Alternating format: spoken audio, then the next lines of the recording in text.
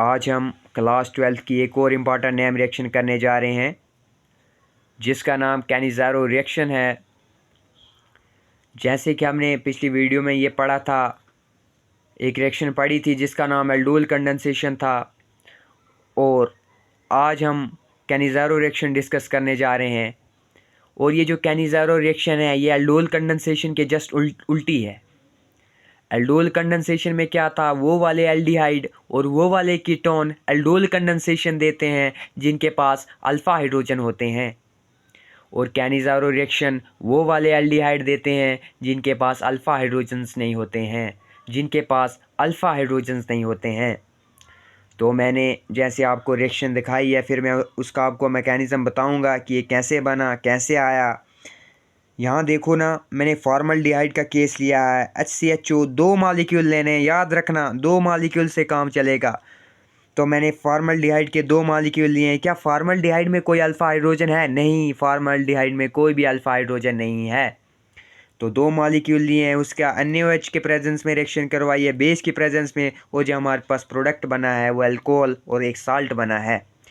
तो यही मैं मैकेनिज़्म में डिस्कस करूँगा कि ये प्रोडक्ट में अल्कोहल और साल्ट कैसे बना। तो मैंने आपको बोला कि कैनिज़ारो रिएक्शन में 2 मॉलिक्यूल लेने हैं, तो चलिए मैं पहले स्टेप में पहला मॉलिक्यूल लेता हूँ फॉर्मल्डिहाइड का। अगर इस HCHO को मैं ओपन करने की कोशिश करूँ तो ये कुछ इस तरीके से है।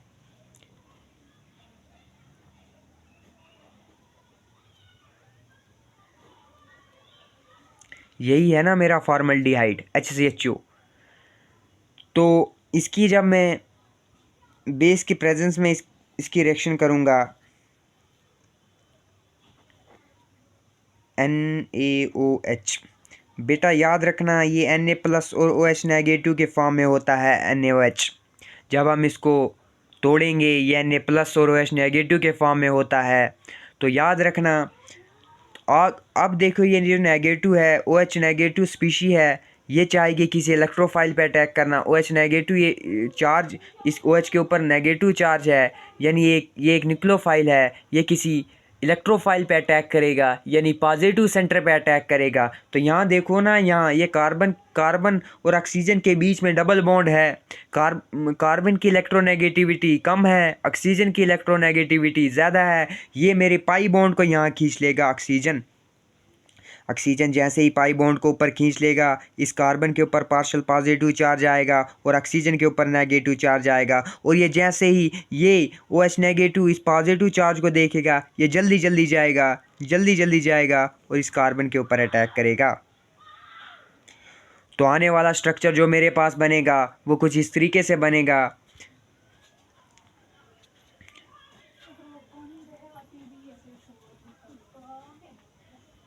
या नहीं। यहाँ देखो ना, ऑक्सीजन के ऊपर नेगेटिव चार्ज क्यों आया? इसने पाई बॉन्ड को ऊपर खींचा, यानी कि पाई इलेक्ट्रॉन्स को ऊपर खींच लिया, और अब कार्बन और ऑक्सीजन के बीच में सिंगल बॉन्ड रहा, लेकिन ऑक्सीजन के ऊपर नेगेटिव चार्ज आया। क्यों? क्योंकि इसने पाई इलेक्ट्रॉन्स को ऊपर खींचा।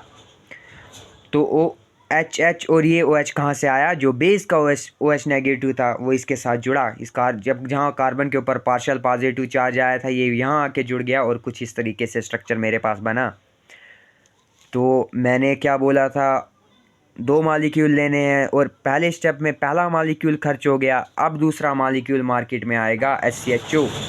अगर इसको मैं ओपन करने की कोशिश करूं, HCHO फॉर्मल्डिहाइड का दूसरा मॉलिक्यूल आया, ये कुछ इस तरीके से होगा।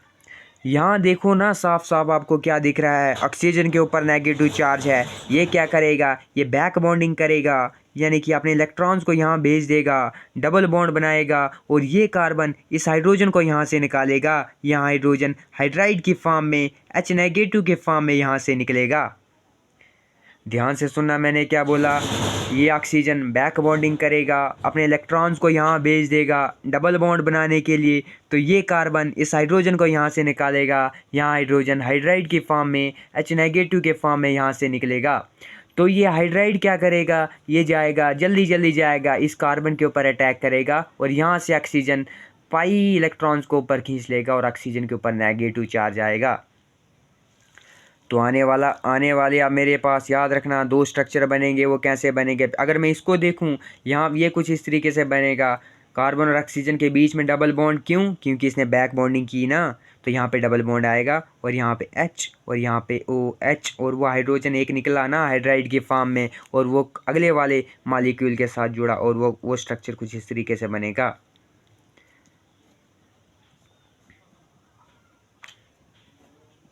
ये स्ट्रक्चर बना ना।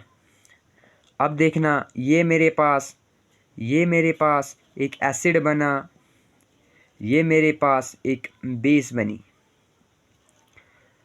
याद रखना यहाँ पे क्या होगा, यहाँ पे जब मैंने बेस की प्रेजेंस में रिएक्शन करवाई थी, NaOH के प्रेजेंस में रिएक्शन कराई थी, वहाँ से तो Na+ भी तो निकला था ना। अब ये बताओ ना, आपका ये क्वेश्चन होना चाहिए था, अगर OH नेगेटिव वहाँ पे OH नेगेटिव ने वहाँ पे अटैक किया तो वो Na+ कहाँ गया? जो NaOH से निकला था वो Na+ कहाँ गया? वो Na+ आएगा यहाँ पे। Na+ हमेशा किस पे अटैक करेगा? नेगेटिव पे। नेगेटिव पॉजिटिव पे करेगा और पॉजिटिव नेगेटिव पे करेगा। तो यहाँ पे वो Na+ जुड़ के आएगा इस ऑक्सीजन के साथ, यहाँ पे बनेगा Na+। याद रखना मैंने ये बोला, ये हमारे पास एक एसिड बना है। एसिड का काम होता है H+ आयंस को देना।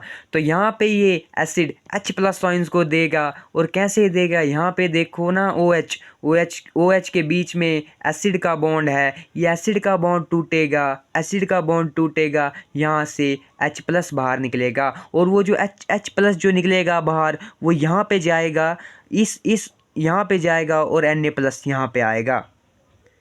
याद रखना, यहाँ से एसिड का बॉन्ड टूटेगा, यानी कि ओ ऑक्सीजन और हाइड्रोजन के बीच में बॉन्ड की तकरार होगी। यहाँ से हाइड्रोजन H+ के फॉर्म में यहाँ से निकलेगा और यहाँ जाएगा, और ये Na+ जल्दी आएगा, Na+ यहाँ आएगा और H+ वहाँ जाएगा। तो आने वाला स्ट्रक्चर मुझे बताओ ना कैसा बनेगा। अब बताना क्या है, आने वाला मेरे पास कुछ इस तरीके से बनेगा। अगर मेरे पास H+ यहाँ पे गया, तो यहाँ पे क्या बनेगा? मेरे पास H यहाँ पे गया तो ये बनेगा CH3OH, यानी कि एक अल्कोहल बनेगा।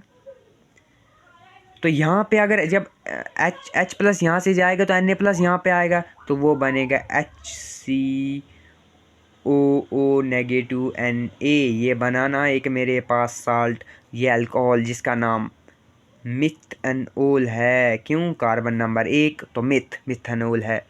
यहाँ पे समझ आई ना? H यहाँ पे जाएगा, यहाँ बनेगा CH3OH, बनेगा ना अल्कोहल, और यहाँ पे बनेगा साल्ट Na+, वहाँ से यहाँ आएगा और H+ वहाँ जाएगा। तो ये था हमारे पास कैनिज़ारो रिएक्शन का मैकेनिज़्म। एक बार देख लो अच्छे से। Thank you.